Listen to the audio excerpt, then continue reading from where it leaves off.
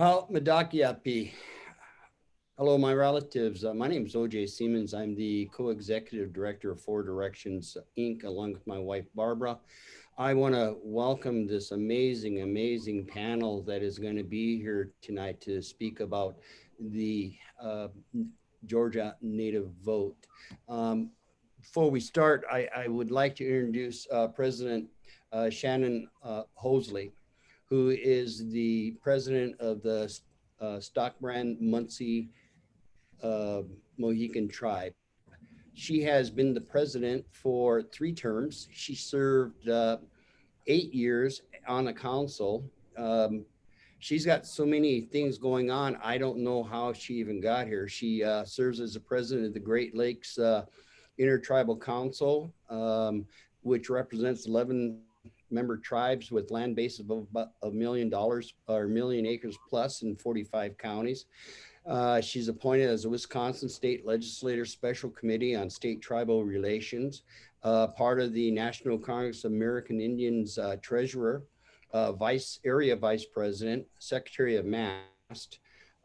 She's on the InMed Advisory Council, the CMA Tribal Technical Advisory Group, the NCAI Subcommittee Member of Land Management, co-chair of NCAI Violence Against Women's Act Task Force, Wisconsin's MMIW Task Force, Governor-appointed Student Debt Relief Task Force, National Council on Aging Committee member, and Region 5 EPA RTOC member.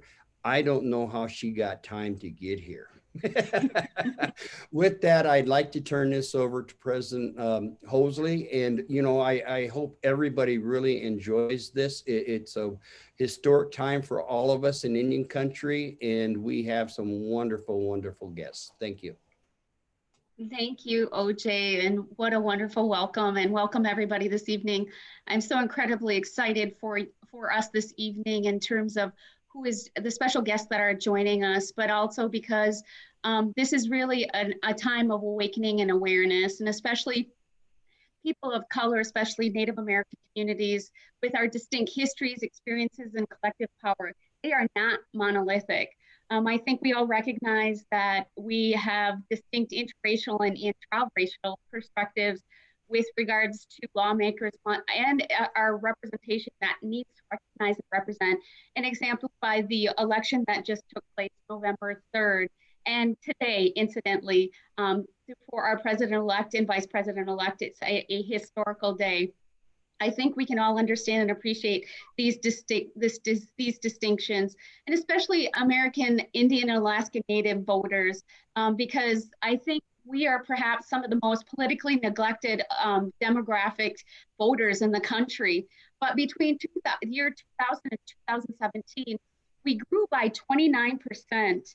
And specifically, interestingly, about 800,000 of those are American Indian and Alaska Native women.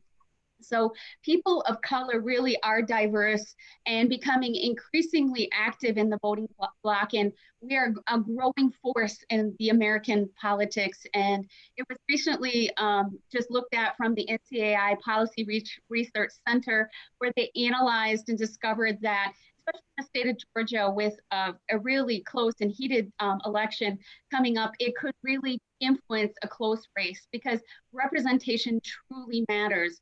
So tonight, joining us, we have some remarkable leaders who understand what's at stake, because quite honestly, we are a part of the realization and the evolving political landscape of what's happening.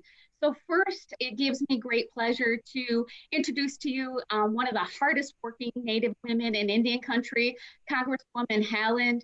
Congresswoman Deborah Ann Haaland. She's been a U.S. representative from New Mexico's 1st Congressional District since 2019, and this district includes most of Albuquerque, along with most of its suburbs. Haaland is a member of the Laguna Pueblo and was a former chairwoman of the Democratic Party of New Mexico. Also joining us this evening is Marianne Bonnie McCormick. She's the principal chief of the Lower Muscogee Creek Tribe. Principal Chief McCormick. Her mom was a member of, is a full-blooded member of the Creek, and she has been chief of Georgia's Muskogee Creek tribe for 27 years and has been spearheading the Native the Get Out the Vote in Georgia.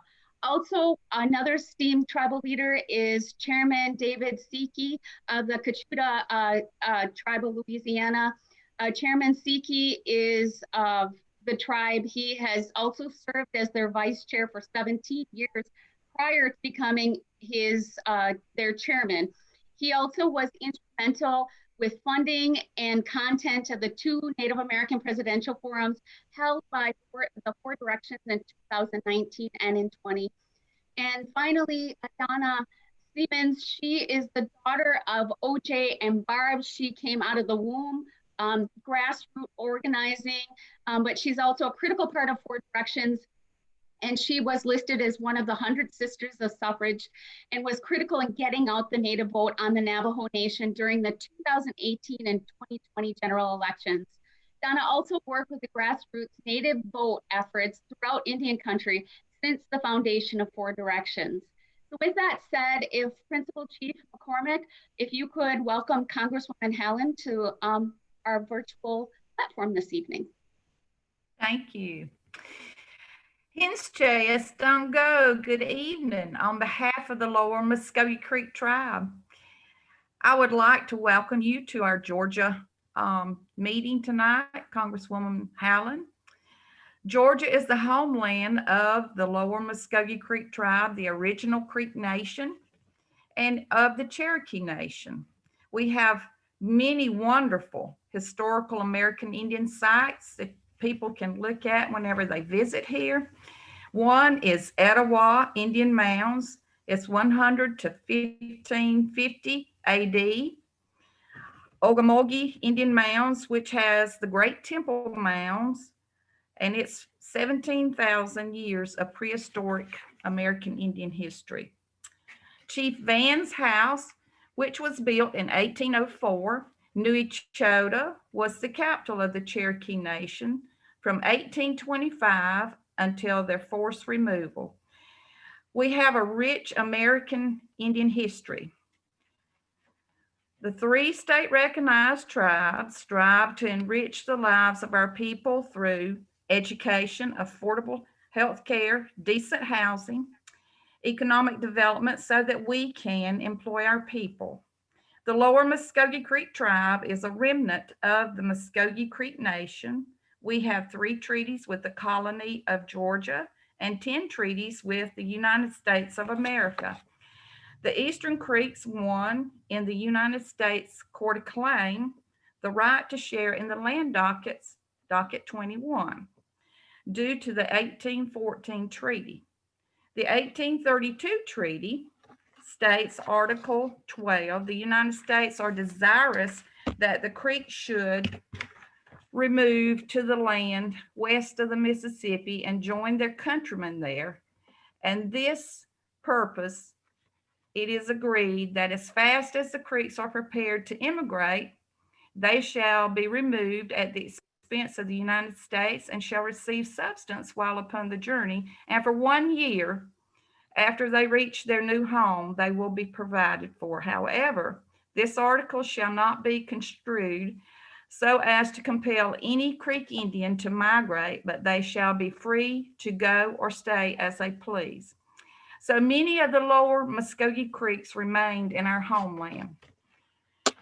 It is a great honor to welcome you to this forum tonight.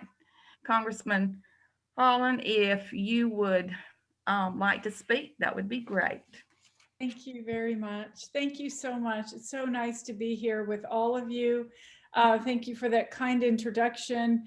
And I am so happy to be here and so happy that we have an opportunity to make sure that we're getting voters out in Georgia, Native American voters out in Georgia, so that they can do the same thing they did in Arizona this past November, because I know that President-elect Biden won Arizona and won Wisconsin with the help of the Native vote. The Native vote is so important, and that's what I have done.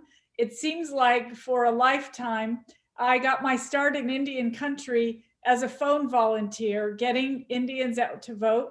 And little did I ever know that I would become one of the first 2 Native American women ever elected to Congress. And I think it's safe to say that in this past November, that Native American voters essentially shocked the nation. For so long, our vote and our voice is seemingly taken for granted. But on election night, well, I wouldn't say election night, it was past election day when all the votes were finally counted. But we showed the country that our voice and that our vote matters.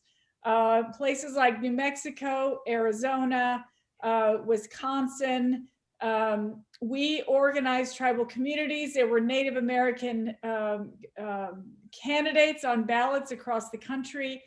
And we know that President-elect Biden did win Arizona because Native Americans came out and they voted in the largest numbers perhaps ever seen. But that's not all that's happening. Across the country, more Native Americans running for office, as I said. I was very proud to support Christina Haswood in Kansas for the Kansas State Legislature, a young Navajo woman, a public health professional who decided it was time for her to step up and run in Kansas. And I'm so proud. I helped her. She won her primary. She didn't have an opponent in the general election. And so she will be seated as a member of the Kansas House of Representatives. I'm so excited about the future of our people because we've shown that when given the opportunities, we vote for our communities so that all of us can have a better future. I'm incredibly proud of Georgia. It's taken years of service and hard work to organize and get so many disenfranchised voters out to the polls. And we can see that over this past election, so many people had faith and hope, and that's why they came out to vote.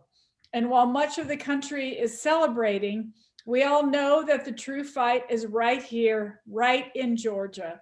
And the next election, which will decide the future of our US Senate, is on the line. And that's why every single vote matters. I know many of us are fatigued by what felt like an endless campaign. And in fact, today, and I know President Halsey was an elector. That's so exciting right there in Wisconsin. We finally got our electors to vote for our next president. But it was a tough road to get there. We saw the fight that Republicans are putting up just to tell a lie, just to steal their way into power. So I want to make sure that every single person in Georgia, every single Democrat, every single Native American can get out and vote for the 2 Democratic Senate candidates, because I realize how important that is. Look, we have tried passing bill after bill after bill, the Violence Against Women Act, sitting on Mitch McConnell's desk. He doesn't do anything that we need to do to move our country forward. He's holding it all back. With your help, with everyone's help to get this vote out, to get the Native vote out, we will make sure that, that the Senate changes hands, that we get 2 Democratic senators elected in Georgia, and that would mean the world to all of us and to our entire country. I'm so happy to be here and look forward to the further conversation. Thank you, Principal Chief. Thank you, Congresswoman Haaland, for that. As you said, there's still some water carrying to be done, and we definitely need boots on the ground with regards to this very close and significant race. Because as we know, there are many challenges, of course, ahead of us, and the real work still has to get done. With that said, Principal Chief McCormick, please go ahead and ask your question to Congresswoman Haaland. Congresswoman Haaland, why did you decide to run for Congress? And how do you think you can make a difference across Indian country? And also, do you know there is the biggest mistrust of the United States all over the country. As I look at my people and I watch them struggle and I try to get them out to vote, I have to come up with reasons for why they should get out and vote in this election and in the general elections to come. Can you tell me why that they should get out and vote? Thank you so much for that question, Principal Chief. You know, I decided to run because I really did feel that that we needed a Native woman in Congress. That's really the bottom line. We had never had a Native American woman in Congress in over 200 years. And at the time that I realized that my seat was opening up, I just happened to be finishing my term as state chairwoman of the Democratic Party of New Mexico. And I felt very strongly that after all the years of organizing, after all the years of helping to elect so many candidates, of traveling to every single Native American community in my state of New Mexico, year after election year after election year, that perhaps it was time that I, you know, could bring all my volunteers together. As it turned out, we were able to get a lot of voters out, and I won my election, and very honored and proud to serve along with Sharice Davids, the other first Native woman in Congress. And I feel, so I'll try to answer your question as you asked it. I felt very strongly that the issues that we cared about needed to be mainstream issues, and one of those, missing and murdered Indigenous women. It seemed like this was a crisis at a crisis event across Indian country. Yet when another Native woman would go missing and turn up, you know, murdered, it wouldn't even make the front page of any newspaper. Nobody. It seemed like nobody cared, and I felt like I needed to step up to make sure that we were talking about the issues that are plaguing our communities. And I also know that things like broadband internet service, electricity, running water, these are things that so many places in Indian country don't have. And I felt like it was important to bring these issues to light. So I ran because I felt like my perspective as a Pueblo woman traveling to every Indian community in my state would help me to realize what is important and what we should be moving forward. And I know that sometimes Natives have good reason to mistrust the government. They haven't always stepped up to help us. My grandparents, they're victims of the assimilation era. They were both plucked out of their homes and sent to boarding school away from their families for 5 entire years each. And that is devastating, or it would be if you imagined your 8-year-old child just being taken away from you and put in a boarding school over 100 miles away when all you had was a horse and wagon for a mode of transportation. And that happened, right? Across the country, yes, we have a mistrust of the government, but this is our land. This is our land. This was all Indian country at one time, and we can't forsake it because we don't feel like we should get involved in politics. On the contrary, we've seen what activation of the Native vote has meant to our country. We have Joe Biden as our next president because Indian country came out and voted for him. And it's so important. I mentioned to you earlier that Mitch McConnell sits on the bills that we pass.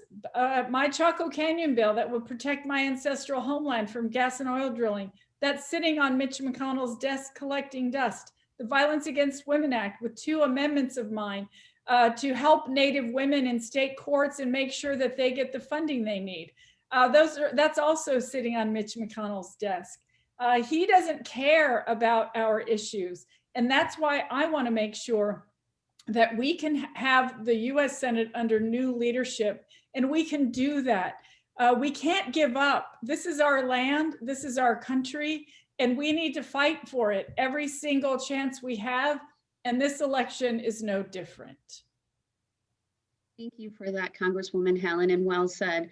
I think I concur with your sentiment. There has been a lot of contravention happening throughout our history, and it really was like a groundswell effect in the past 4 years. And there is so much work to be done. And as she recognizes, I said that tongue in cheek, but I really sincerely meant that she is one of the hardest working women, Congresswomen, regardless of the fact that she's Indigenous, that serves our country simply because she understands the need, a bipartisan need to bring our elected officials together to get the real work done. So thank you for that, Congresswoman Haaland. At this time, I'd like to introduce Chairman David Siki, and I apologize. It's the Coushatta Tribe of Louisiana, and Chairman has a few questions for you, Congresswoman Haaland. Chairman? Okay, can you guys hear me? We can. Okay, great. I'm David Siki. I'm the tribal chairman for the Coushatta Tribe of Louisiana. And first of all, I just want to thank you all for this wonderful invitation to be part of this historic discussion during these historic times in our country's history. I was just saying earlier that it's very interesting and very exciting at the same time how Native Americans are significant in making profound difference in the national landscape. So I think we should all be very proud of that as Native American citizens, not only as Native American citizens, but also citizens of this great country, the greatest democracy that still exists in the world. So thank you so much for that. Secondly, I want to thank you all for allowing me to join this very distinguished panel, and our wonderful Congresswoman, who's a wonderful advocate and articulates our issues very well and very skillfully. And she's already advancing things in her career in DC. So thank you very, very much for that, Congresswoman. We hit on a couple of interesting points earlier during this discussion. I think that, I don't think anybody would disagree with the fact that we're going to have a captive audience with the President-elect Biden. And I think he's already had his signature legislation and his accomplishments there, which Congresswoman referenced a second ago. And I think, but I agree with the Congresswoman, we should expand on it. We need more funding behind it. In addition to that, especially as it relates to tribal jurisdiction over non-native corporates and offenders. And in addition to that, I think speaking to receptive audiences, I'm very proud of the fact that Louisiana's own Congressman Cedric Richmond will be in charge of the Office of Public Engagement. And I'm very, very proud of that. I commend him for his successes and his leadership. And so again, we'll have Native Americans will have a very captive audience, especially as it relates to MMIWG matters. As you know, I don't need to state this, but in addition to COVID, MMIW matters is one of the top priority issues for Native Americans here in Native communities as we stand today. And the vast majority of violence towards Native American women is committed by non-Indians, as we know, which subsequently goes unpunished a lot of times. The VAWA included provisions which enable tribal courts to prosecute Indians who engage in domestic violence against their Indian spouses in Indian country. While this was a critical step towards making Indian country safer, especially for women, it only expanded tribal jurisdiction on a limited basis and very narrowly, by the way. And according to the US DOJ, American Indian women are 10 times more likely to be murdered than the national average. Many crimes against Native victims are committed by non-natives. And by restoring tribal jurisdiction over non-native perpetrators of domestic violence and dating violence, Native advocates have long said that full restoration of tribal criminal jurisdiction is necessary to end this crisis of violence in Indian country, which our wonderful Congresswoman said that referenced at one point that it was a silent crisis at one time. And yet the VAWA renewal proposed by the Senate in 2019 precludes tribal courts from prosecuting non-natives who commit violent crimes against Native women on tribal land. And this is to the Congresswoman, the Honorable Congresswoman. What is your position on tribal sovereignty and jurisdiction over crimes committed by non-natives on tribal lands? And secondly, how can Native voters impact and make a significant change by going to the polls in January? Absolutely. Well, I think that absolutely lies in part with the Violence Against Women Act. And thank you so much, Chairman, for that important question. You know, one of the reasons that Majority Leader Mitch McConnell didn't want to put the VAWA on the floor for the Senate to vote on it is because it does have tribal jurisdiction within the bill.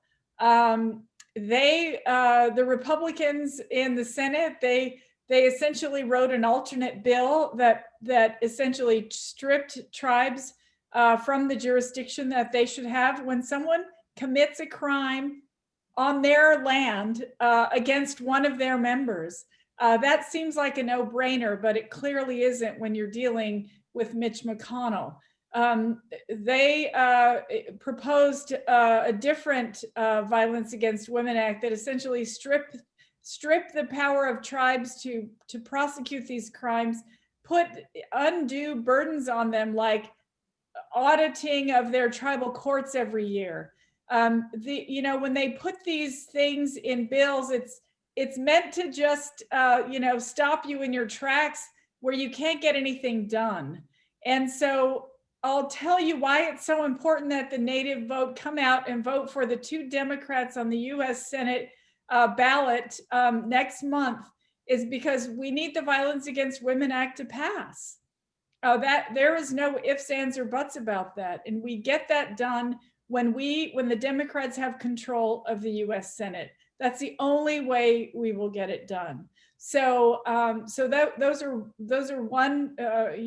good reasons to get out and vote. But I'll also say that of course I am always in favor of tribal jurisdiction. Tribes need to be able to manage their own lands, their own affairs, their own laws, and they need to be able to hold people accountable for the crimes that they commit on their lands.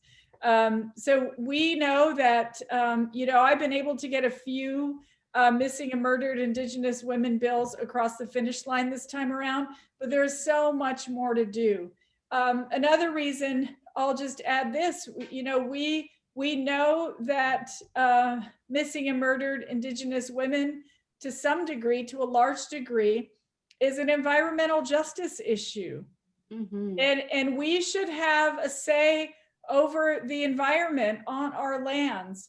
And we do that by ensuring that we are able to get legislation passed that protects tribes, that protects women, that protects our land, like the Chaco Canyon, as I mentioned earlier, to make sure that we can prioritize and that our voice is heard. President-elect Biden has unequivocally stated, it's in his policy platform, in tribal consultation is a number one priority for him when it comes to Native American issues. I love that. I think that is one of the best things that we need right now after 4 years of this administration not asking when they want to cut off big swaths of our public lands that include tribal sacred sites so that they can lease them out to gas and oil companies, dynamiting land, sacred sites on the southern border wall, the southern border, so that the president can build his border wall without even asking tribes. I mean, there have been so many things that have happened during this administration. We need to turn this thing around, and we do that by having a majority House, a Democratic majority House, a Democratic president, and a Democratic US Senate. I want to see that happen, and you can help. Okay, thank you so much, Chairman. Lastly, we have Donna who would like to ask her question. Donna? Everybody, and My question tonight is, why is it so important for Native women to be involved in participating in tribal, state, and federal elections? Thank you. Thank you so much. You know, I've been working on campaigns for such a long time. I tell people that I started out as a phone volunteer and now I'm a member of Congress. That is the honest to God truth. I started that long ago, walking into campaign offices, asking for lists of Native Americans so that I could call people and ask them to get out and vote for my candidates. And I've done that every single election. And look, I am such a firm believer that representation truly matters. In 2018, when I was elected alongside the most diverse class in the history of our country, the most diverse, the most women ever elected to Congress at a time in 2018. And I'm so proud to serve with the women that I serve. And look, it's not only Congress. We need Native Americans running for every office. I mentioned Christina Haswood, who won for the Kansas legislature, but 3 women in Kansas had won after the primary election, had won their primaries, and 3 Native women are in office in Kansas, including Sharice Davids as a congresswoman.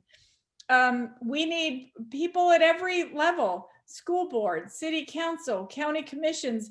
Our local governments are the ones that make important decisions that deal with us and our tribes. And when we have folks in all of those positions, that means that we can develop and build the relationships that we need with all the state, the local, the federal governments, and our tribes, so that we can have a seat at the table and see that things get done. You know, since the beginning of my time in Congress, I've been committed to leaving the ladder down and supporting other Native women, and I have absolutely done that. I feel, and one of the reasons I've been so involved is because I feel an obligation. Native Americans couldn't vote in New Mexico until 1948, until Miguel Trujillo, a US Marine who fought in World War II, came back from the war realizing he couldn't vote, so he sued the state of New Mexico, as he should have. There are so many people whose shoulders I stand on, and I feel a tremendous obligation to keep moving these things forward. And I know that your ancestors too have worked so hard to defend what they have and to keep what they have. And it's up to us. If we don't vote, somebody else makes the decisions for us. It's time for us to stand up, to make sure that we get out and exercise our right to vote. It's a fundamental constitutional right. We're Americans, and we need to make that happen. Thank you, Congresswoman Haaland. A great question, Donna. Absolutely, support is needed, not only in the get out the vote, but for those tireless, fearless warriors like Congresswoman Haaland and Four Directions, who are truly our boots on the ground. There is a link at the top if you care to donate, because that makes their job so much easier, because they're constantly working, not only at the halls of Congress, in our tribal communities, but making sure that things are done, and that will go a long way in that assistance for that much needed representation. Also, tonight, I just want to convey her sentiments in terms of the need to get out the vote, because it truly is the soul of a nation, because we really have to get to the truth and reconciliation. And by doing that, we need to show up at those polls and vote, because as Congresswoman Haaland has said, voting is sacred, because it is not something, it's on the shoulders of our ancestors and not something that we were always afforded to do.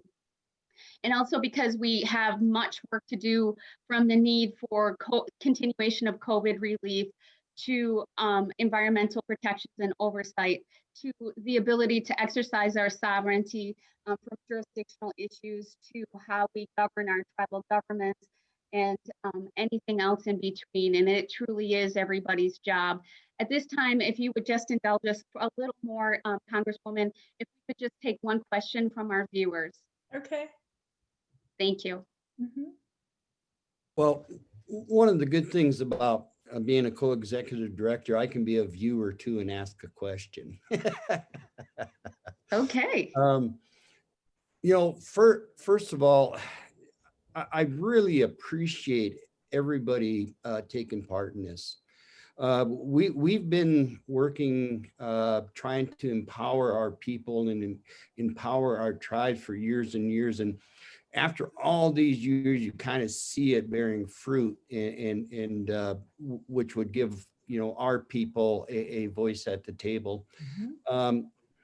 The question I guess that I would ask is the perception of natives being invisible, and the fact that you know, even on CNN, what they described was every race except when it came to Native Americans, we became something else. Now I realize we are something else, but as far as their using of that word, it causing and to make us invisible. And so my question is, and going back even a little bit more, when you're talking about it, natives really are keyed in on issues. Dakota Access Pipeline, whether it's KXL pipeline, you mentioned it over and over, sacred sites, Bears Ears. So if the natives in Georgia, I mean, when the natives voted back in November, you could see that they voted on these issues. They voted on Mother Earth. They voted on sacred sites. They voted on burial sites. And it wasn't just for like the Sioux country because we had DAPL. It wasn't because of the Navajo Nation because they had Bears Ears. It was because we as tribes supported each other in order to make a change. So my question is the natives in Georgia, if they participate, would that also create a change that that all tribes are seeking? I absolutely, of course, we need our people out voting everywhere because we need change everywhere. We need representation everywhere. We need funding for housing, and you know, we need to be supported in economic development. We need our sacred sites protected. We need these things all over the country. And regardless of where you live now, I realize that there are a lot of urban Indians, right? There are a lot of Native folks who don't live in their communities. I know that Albuquerque, for example, in New Mexico, it has the largest population of urban Indians in the state. So we're also pleading, I guess, and appealing to those folks, right? But I know that we have Native folks all over this country who need a government to listen to them. And so I just want to appeal to anyone. And, you know, look, if you're watching this right now and you're not Native, if you're watching this and you know, you work with somebody who's Native, or you go to school with somebody who's Native, or you know, your local grocery store, when you go in, you know that there's a Native, you know, a Native young person stocking vegetables, whatever it is, we need to reach out and let them know that their voice and their vote is so important. It's important to the future of our country. It's important to the children who need a quality public education and who deserve to have the government support what they're doing. The government has a trust responsibility. The US government has a trust responsibility to Indian tribes. And the way that we make sure that that trust responsibility meets its obligations is to ensure that we have people in office who know about it, who care about it, and who want to work toward making it, you know, true and honest. And so, so I just want to say that your voice is important. And, you know, you may feel invisible. And yes, I know that invisibility is an issue until it comes to certain things, right? People want to see you through their own lens, but it's time for us to stand up. We need representation, and we do that by ensuring that we're getting, that our voices are heard at the polls. You know, when I first started working in Indian country, getting folks out to vote, I did that because I felt so positive and so certain that we deserve to have a say in who our elected officials are, and we do deserve that. So so if you have felt invisible, if you felt like your voice doesn't matter, it matters to me. It matters to me, and I'm asking you to get out and vote this election in Georgia, and make sure that your voice is heard, because it matters to me and it matters to everyone on this panel and to the aunties and uncles and grandmas across this country. Thank you for that profound statement. And with that said, yes, you know, I always tell people I tried to be quiet, but my ancestors wouldn't let me, because that's so true, right? So how we exercise that voice and be the voice of voiceless, like Congresswoman Haaland said, it's time of enlistment, enlightenment, and engagement. Get out there. And like she said, get people out there, because as we know, we have a growing population of available voters. And so it's everybody's job. You know, we all have to participate in this democratic process that our ancestors weren't always allowed to do so. And you honor them by doing so. And you honor not only yourself, but future generations, because our young people are paying attention. But yet we have one of the fastest growing populations in the United States. So representation truly does matter. Please get out the vote, because we need these things. We need representation like our fierce warrior, Congresswoman Haaland, and at every level. So please, I implore you, and please continue to support not only by voting, but again, going to the top area and supporting Congresswoman Haaland and for directions for their fierce advocacy and enlistment and enlightenment, because we the people means everyone.